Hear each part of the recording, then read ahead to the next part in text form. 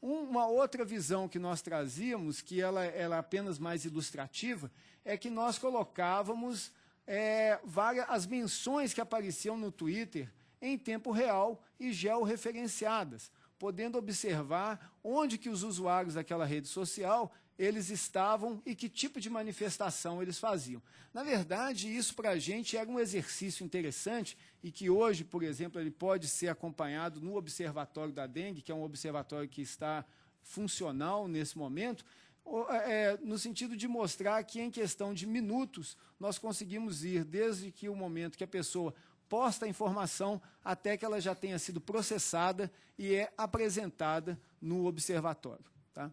Esse é uma outra, aí nós já entramos mais na questão dos vários sumários, esse é um sumário da visibilidade dos vários candidatos em vários portais de notícia, mesmo como portais online, como o portal UOL, e vários outros jornais e revistas, dependendo do número de menções que apareciam aos candidatos em cada um dos portais, seja por mídia, seja por personalidade e por várias granulações de tempo. Tá?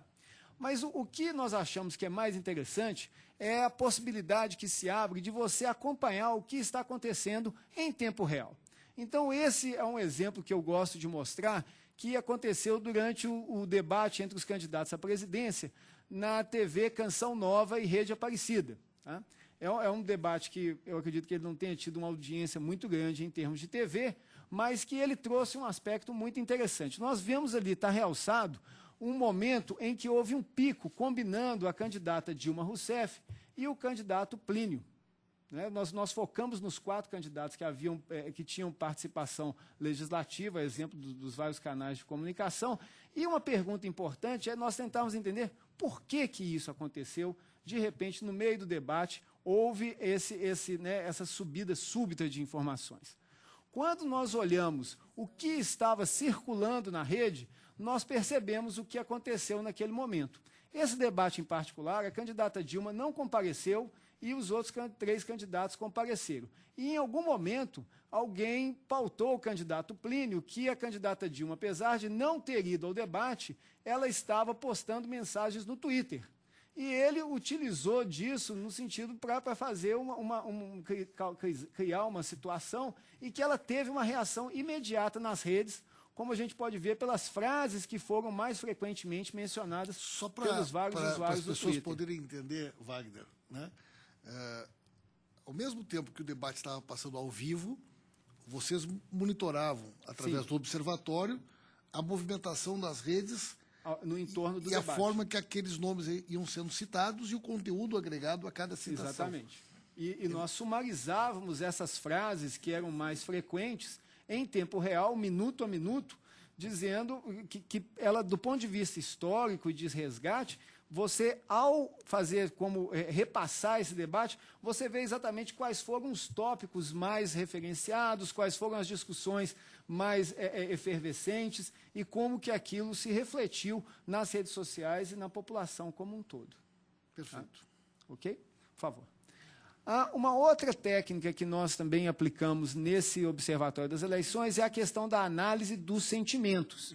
Então, nós pegamos todo o volume de informações que foi gerado a respeito dos candidatos nas redes sociais e nós aplicamos um conjunto de técnicas de estado da arte que tentava categorizar se aquelas menções eram positivas ou negativas aos candidatos. Então, a despeito do volume de menções, que não era uma coisa que nós estamos mostrando aqui, nós conseguimos perceber que os 4 candidatos já citados, eles se organizavam de uma forma muito clara ao longo do tempo. Vocês vejam que ali nós estamos falando de alguma coisa como centenas de dias. Tá? Então, o candidato cuja curva é mais positiva, que está acima, que é uma curva amarela, é o candidato Plínio, seguido da candidata Marina, do candidato Serra e, finalmente, da candidata Dilma, que teve um número de menções negativas muito maior do que os outros candidatos, como a gente pode ver. Enquanto isso, o candidato Serra ele teve um número mais ou menos parecido, e nós fomos atrás para descobrir o que motivava isso. Tá? A eleição na internet do ano passado no Brasil, ela foi muito peculiar. Várias pessoas especulavam que ela seria parecida com as eleições dos Estados Unidos, mas realmente não aconteceu nada do que havia acontecido próximo dos Estados Unidos. Por favor.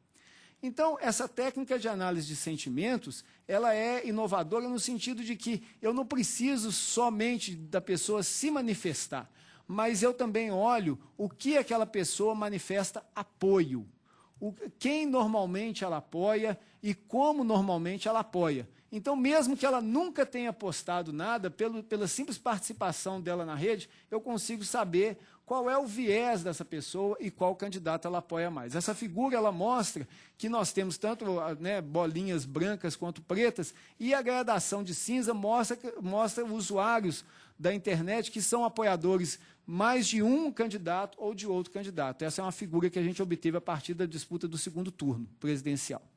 Mas um aspecto interessante, voltando àquela questão mais negativa que nós temos a respeito, por exemplo, da candidata Dilma, ele pode ser explicado por esse gráfico, por essas 4 curvas. Tá? Então, o que essas curvas elas mostram?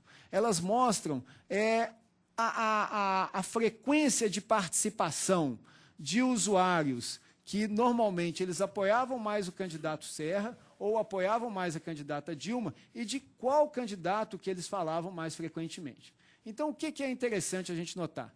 A curva mais baixa, ou seja, que eu acredito que esteja numa cor lilás ou coisa do gênero, ela é a curva daqueles usuários que eles eram apoiadores da candidata Dilma e eles... eles eram apoiadores... A curva lilás, me confundi aqui. A curva lilás é aqueles usuários que eram apoiadores do candidato Serra e eles falavam do candidato Serra.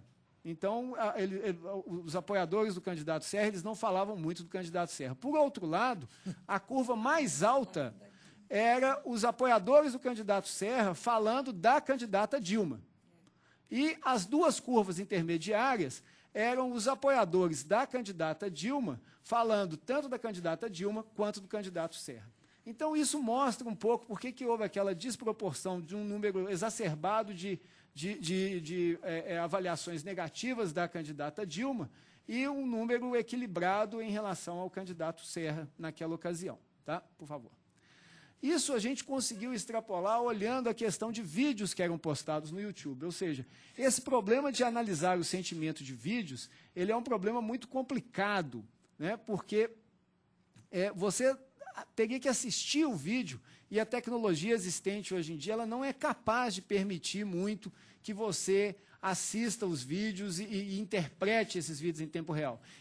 Entretanto, usando essa lógica da propagação, nós conseguimos até entender qual que é o teor do vídeo. Então, em um dado momento das eleições, esse vídeo, Top 5 Dilma Rousseff, ele era um dos vídeos mais populares que circulavam pela internet. E a pergunta é, bom, esse vídeo fala bem ou fala mal da candidata Dilma em particular? Quando nós olhamos quem são os usuários que mais propagaram esse vídeo, nós vemos que os usuários eles eram apoiadores do candidato José Serra, tá? Enquanto que um número muito pequeno de apoiadores da candidata Dilma fez a propagação desse vídeo. E isso acontecia na direção contrária também, gente. Isso foi só um exemplo que eu peguei.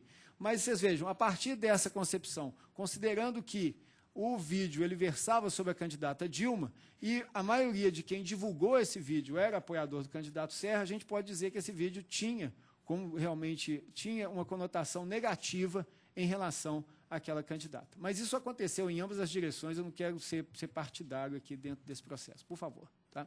Uma última técnica que é muito interessante, que ela mostra como que a cultura brasileira ela dá um perfil diferenciado para a utilização da internet, é o que nós chamamos de análise de propagação. Então, esse gráfico, ele mostra a rapidez de propagação de uma mensagem na rede social Twitter, que falava que o Plínio era uma espécie de tartaruga.